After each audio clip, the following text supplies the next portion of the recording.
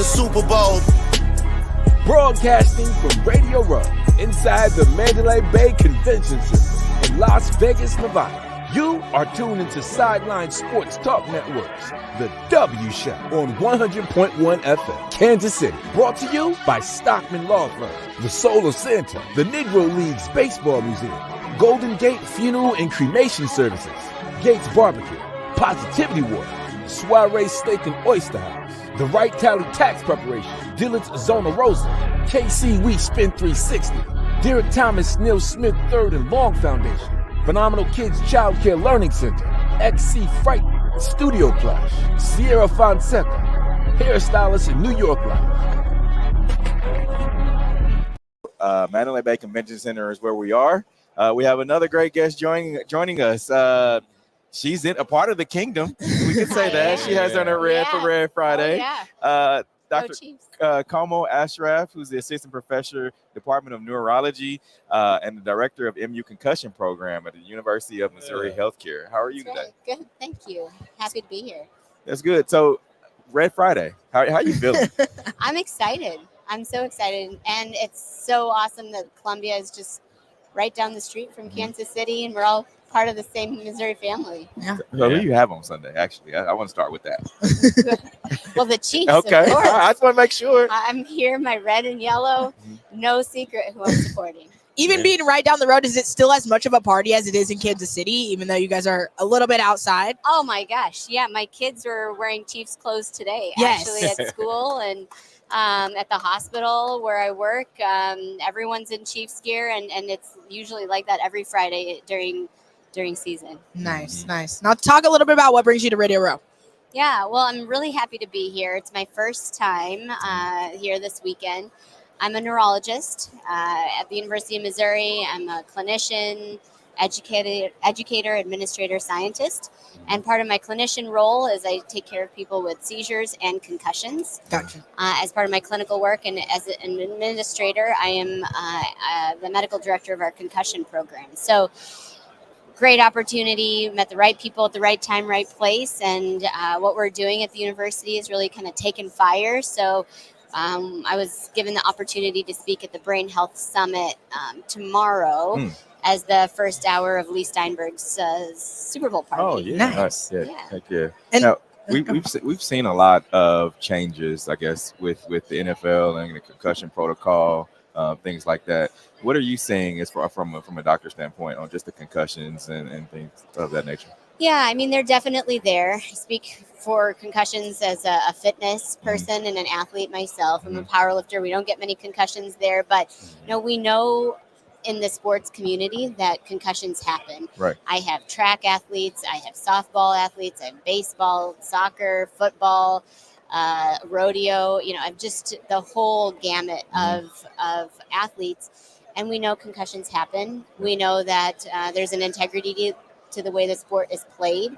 So really, and we know that it happens in general population too. So we know, and we're finding that if we get people in and diagnosed quickly, and things like sleep, their mental health, their cognitive health, their eye and body movements, and their pain all addressed and evaluated for, we can come up with a customized multidisciplinary plan that helps people to get better faster, back to their return to activities at the level they're used to, and safely. Do you feel like it's tough to get these athletes to abide by those? Like when you create that plan and you speak of sleep and just the discipline of it all, do you think it's tough to have athletes that abide by those rules? Listen, I have two girls that are 9 and 6, and I take care of pediatrics athletes as well, and older athletes, pro level, because we have the NFL and NCAA concussion settlement program contracts at Mizzou, and it's hard at all levels. So there was a study that said that coaches think that parents should do a better job at advocating for head injuries. Parents said that coaches should do a better job, and they all agreed, as you're saying, that the athlete themselves should do a better job of advocating for themselves and participating in the brain rejuvenation, brain health things that need to happen. That's interesting. Yeah. Because we don't really see a lot of the coach parent, or coach spouse, those kind of Caregiver. they don't connect sometimes. And as the doctor, are you do you sometimes have to play that middleman? Oh yeah, Or middlewoman? absolutely. Yeah. I always tell the patients, their caregivers, I'm here sometimes to be bad cop, and I'm happy to be bad cop. With my two kids, I love it when someone else can be bad cop for a little bit. So yeah, I think that there is a piece of accountability that has to happen. The athlete for themselves, number one, right? They have to advocate and be accountable to themselves.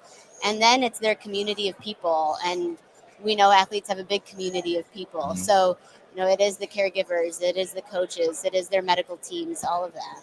Yeah, you mentioned powerlifting earlier. How did you get into to powerlifting? And then we need to hear some max lifts. Oh, okay, you're going personal. Yes, drop the I'm stats. okay. Yeah, I'm okay with that. So, I've always been kind of a competitor. Actually, the last time I was in Vegas was 10 years ago. I ran a Tough Mudder with my brother. Ooh. And did high school sports a lot. But then I had my second kid, got back into fitness, and actually my first coach is now my concussion program coordinator. So we've maintained a relationship. We speak the same value the same fitness things. And then a few years into training, he was like, I think you need to take a right-hand turn a little bit into powerlifting. So I weigh in at the 52 kg weight class. With the Vegas food here, I'm probably a little outside my weight class right now, but so that's 114 pounds. I have the Missouri State records, the Open, Submasters, and now that I'm in the Masters, I'm waiting for my first Masters competition, and I'll have that record. But my squat is 245. Okay. Yes. My bench is my weakest lift. I have long arms for my body size, and don't engage my lats enough, says my current coach. And that's at about 120. Okay.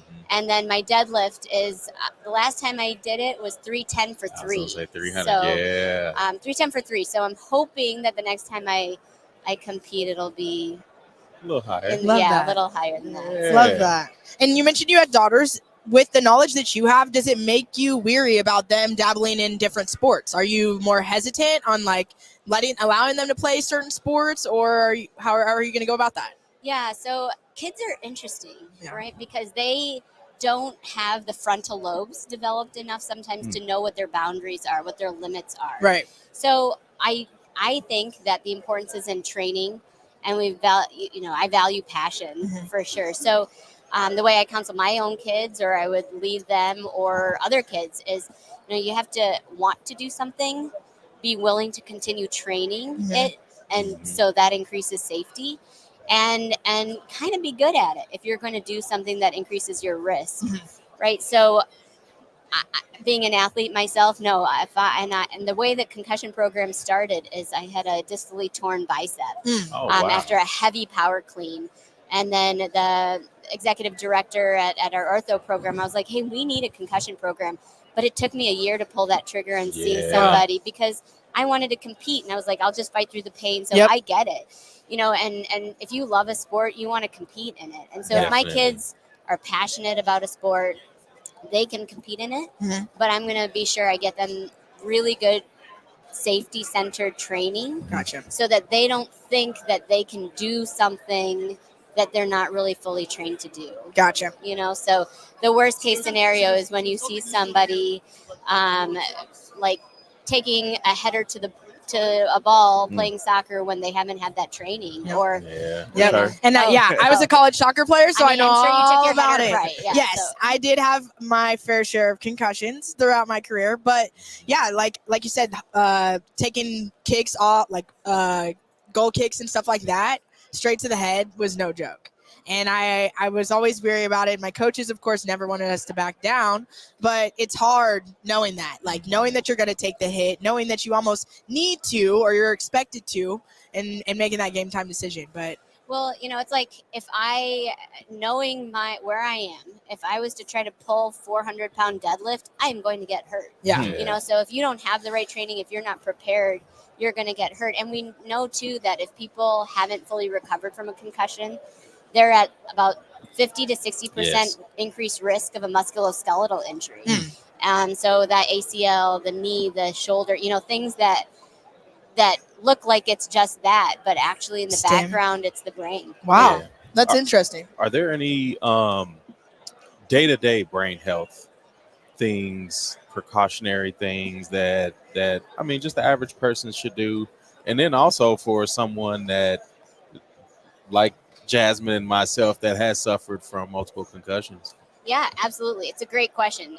So, as an adult neurologist, I see mostly Gen Pop, right? General population people. So there are things we can all do to level and increase our baseline level of brain health and brain resiliency. So sleep well, have good interactive relationships at work, at home, because that keeps your brain firing and interacting with people. Exercising.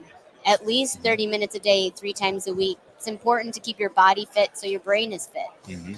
Good nutrition. So I'm doing this study at the University of Missouri right now looking at post-concussive nutrition supplements. And creatine is actually huge. Really? Okay. There's evidence on fish oil and turmeric and a bunch of things. So post-concussive nutrition is important, but also for the general population to increase baseline resiliency. So that's sleep, the human interaction, communication, the exercise, nutrition. And then I would just say that continuing the challenge, I think that those are important things to keep your brain healthy. Definitely. Then when you do suffer an injury, you can probably be resilient enough to recover faster. But when that happens, it's really important to engage a multidisciplinary team, which is something special that we're doing at the university. We have a really robust team of neuropsychologists, physical, occupational speech therapists that are poised and experts in the post-concussive arena. We have radiology that looks at that, looks at the studies that are ordered, EEGs. So really it's addressing the medical things, sleep, mental health, cognitive health, eye and body movements, and pain, of course, in a healthy way to try to return a brain that's been injured back to normal. Yeah. Great. Good to know.